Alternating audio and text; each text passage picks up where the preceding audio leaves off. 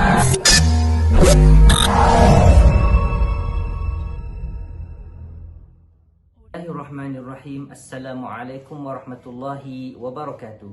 InsyaAllah pada perkongsian Al-Kahfi Jernih pada kali ini saya akan membawakan satu kisah yang tidak kurang menariknya dalam surah Al-Kahfi, iaitu kisah berkenaan dengan rihlah ilmu di antara Nabi Musa dan Nabi Khidir alaihimassalatu wassalam.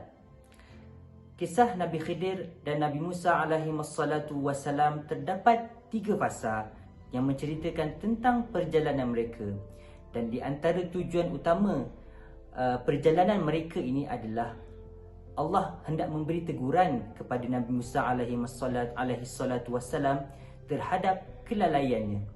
Dia kerana Nabi Musa berhadapan dengan kaumnya lalu bertanya kepada kaumnya, "Siapakah di antara kamu yang paling berilmu?" Lalu Nabi Musa menjawab sendiri bahawa, "Akulah orang yang paling berilmu." Lalu Allah mempertemukan Nabi Musa dan Nabi Khidir alaihimassalatu wassalam di dalam satu pertemuan. Qala Allah Ta'ala fi kitabil aziz, "Fawajada 'abdan min 'ibadina atainahu rahmatan min 'indina wa 'allamnahu min ladunna 'ilma." Nabi Musa meminta agar Nabi Khidir menjadikannya sebagai anak murid.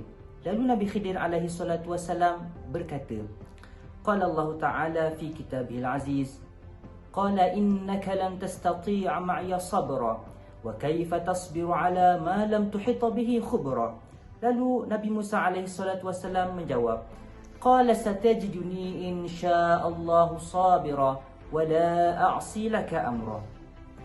Lalu Nabi Khidir alaihissalatu wassalam menerima Nabi Musa sebagai anak murid dengan syarat apa yang dilakukan oleh Nabi Khidir alaihissalatu wassalam, perkara-perkara yang dilakukan oleh Nabi Khidir alaihissalatu wassalam tidak perlu dipersoalkan oleh Nabi Musa alaihissalatu wassalam. Kisah pertama bermula apabila Nabi Musa dan Nabi Khidir alaihissalatu wassalam menaiki sebuah perahu tanpa mengambil sebarang bayaran.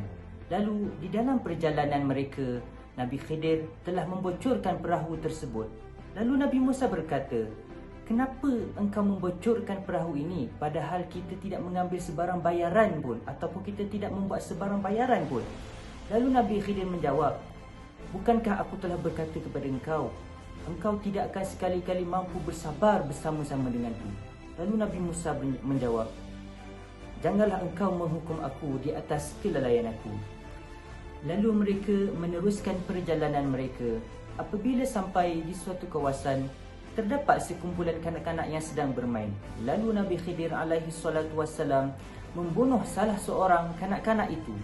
Lalu Nabi Musa berkata, "Kenapa engkau membunuh anak yang suci bersih fitrahnya, padahal dia tidak pernah membunuh sesiapa pun?"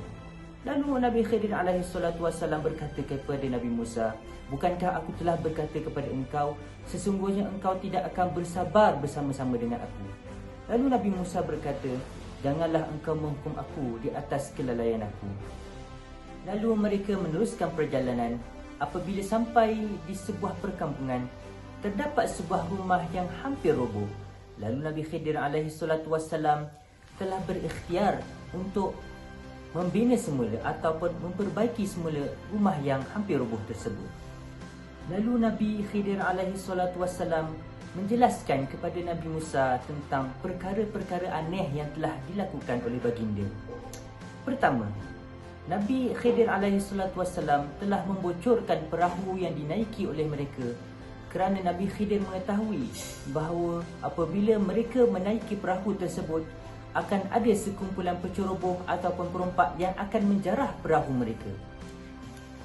Pengajaran bagi kisah yang kedua pula, Nabi Khidir alaihissalatu wassalam telah membunuh anak kecil kerana Nabi Khidir mengetahui bahawa anak kecil tersebut apabila dewasa kelak akan menjadi seorang yang nakal dan jahat, bahkan akan melakukan perkara-perkara yang mungkar.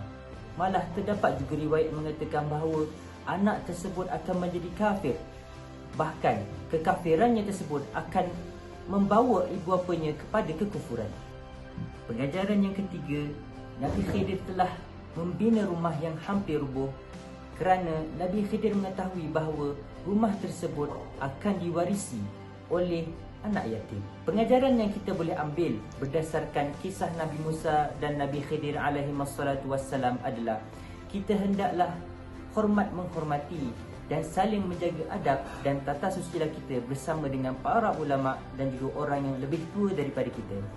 InsyaAllah pada sesi yang akan datang saya akan bawakan sebuah kisah yang tidak kurang menariknya, iaitu kisah berkenaan dengan Zulkarnain, seorang raja yang adil. Sekian, wassalamualaikum warahmatullahi wabarakatuh.